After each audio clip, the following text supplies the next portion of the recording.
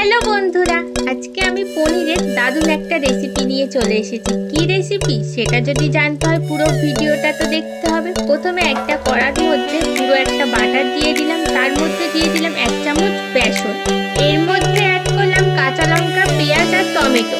এরপর স্বাদ মতো নুন, হলুদ গুঁড়ো, লঙ্কা গুঁড়ো, ধনে গুঁড়ো আর আদা রসুন বাটার অল্প একটু জল দিয়ে মশলাটাকে ভালো করে কষিয়ে নিতে হবে। কষানো হয়ে যাওয়ার পরে মশলাটার মধ্যে জল দিয়ে দিতে হবে। তরকারিটায় হালকা গ্রেভি হয়ে আসলে গ্রেট করে রাখা পনিরটাকে দিয়ে দিতে হবে। তারপরে দিয়ে দিতে হবে গরম মশলা, কাসুরি মেথি আর অল্প একটু চিনি দিয়ে লাস্টে দিয়ে দিতে হবে ধনেপাতা কুচি। এরপর রেডি হয়ে গেল আজকে আমার